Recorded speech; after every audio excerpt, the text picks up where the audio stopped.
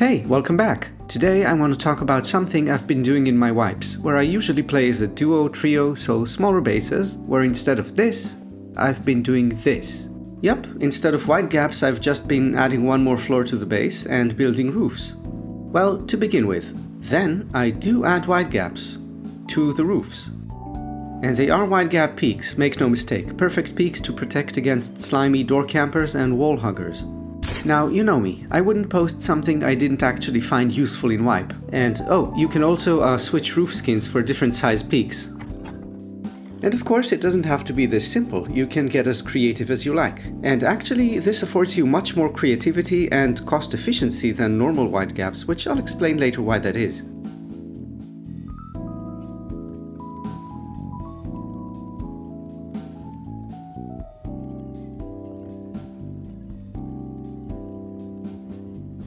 Tricksy hobbitses. But G-Lights just build wide gaps, why the roofs? Okay, so here's what's been happening. This is the Throne, my best solo duo base. It has a wide gap shooting floor with pretty much everything on it, and of course external TCs for upkeep reduction and grief protection. Problem is, the shooting floor and TCs, well, they cost this much to build and require tier 2 blueprints. So what's been happening sometimes is that I end up without a shooting floor for like a full day or two into the wipe. Conversely, this is, well, the traditional base roof. So cheap that in wipe I'll usually add another floor to the original design with loot rooms and bunkers, making for a much stronger base and still have it come out cheaper. The way I've been building lately is I build my starter, then make the outer shell of the base all hollow inside, and then, as quickly as I can, the roof. So if before I'd spend a long time farming for a shooting floor, a day or more, now I have this shooting floor advantage minutes into the wipe. So if my duo farms some wood, I can protect. If I get ambushed farming my road/monument, I can immediately respawn and hold my body again with advantage. And also in general, people prefer not to go near this if they can avoid it. So it ends up that we don't get caught in some unfortunate situations as often as before. And all that is a huge boon for wipe progression early on. Now personally, I prefer straight roofs in a gapless arrangement like so, as you can make them very hard to ladder, which again, for early wipe is really nice. So the way people would ladder this normally is they do this, then from here they can't place, but they can twig here and here. So you do something like this, then jump place. Good, now place one on the twig like so. Then climb it on the side like this, so you can stand on top. And jump. There you go. Now you, the base owner, you just find the center point between these walls here, and you just place some random electric junk you found on there. Nice. Then the same up here, again making sure nothing is buildable.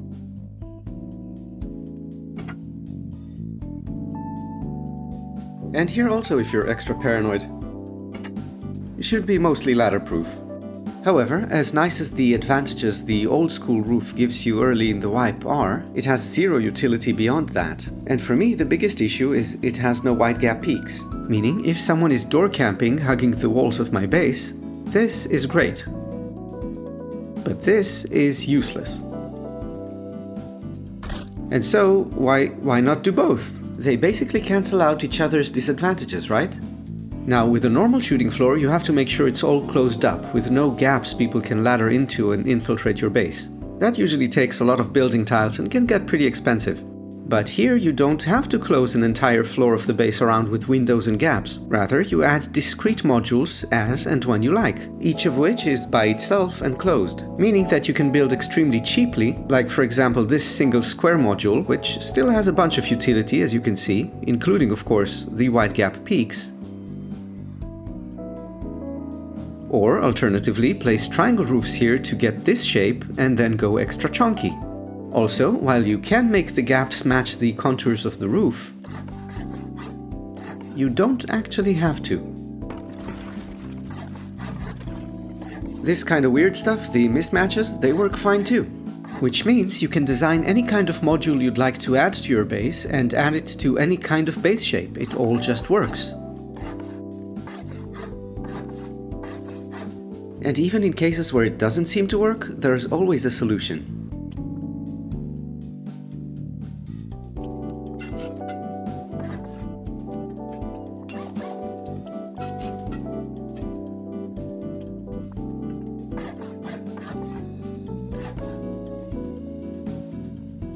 And with that said, this one is my absolute favorite. I've been using this every wipe. It's a cheap 2-triangle chute that comes with a ton of utility.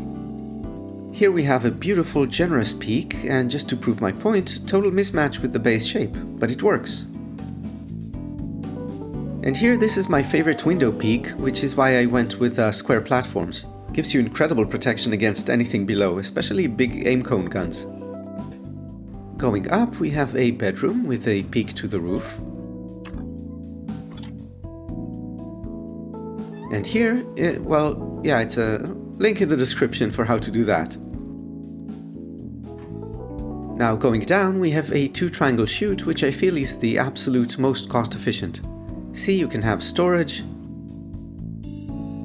And then I have these sneaky peekies, which always take people by surprise.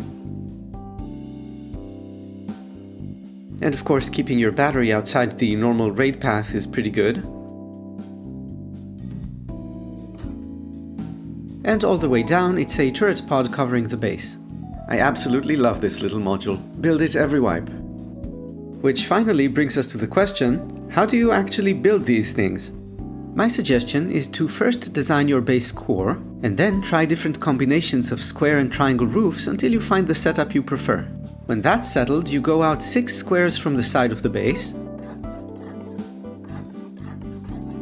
Then on the triangle you'd have some sort of disconnectable external TC.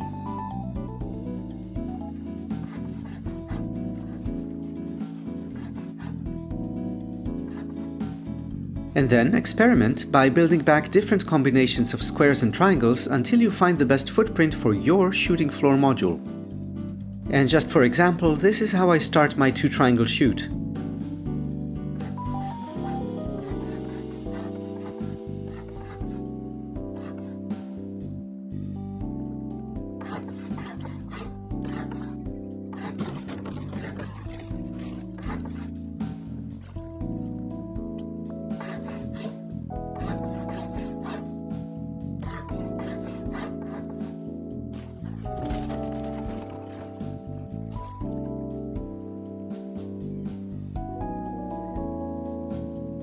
Oh, and another interesting advantage to this technique is that you can honeycomb your base more. See, with regular wide gaps, you'd usually have your wide-gapped foundations pretty close to the base, especially since you always want to double them up as a measure against soft side raiding and splash damage.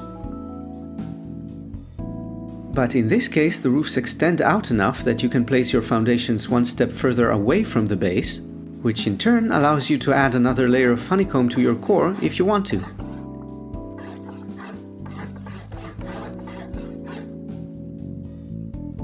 And that's it. That's the idea I wanted to share and explore with you today.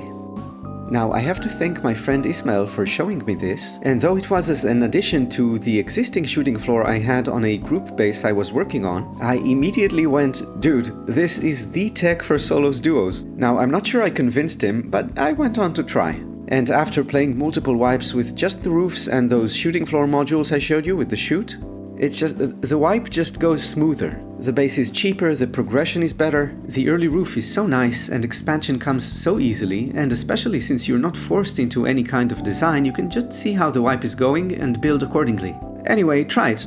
Tell me how it went. With that said, that's it for today. Hope to see you again soon, and until then, goodbye for now, and blessed be.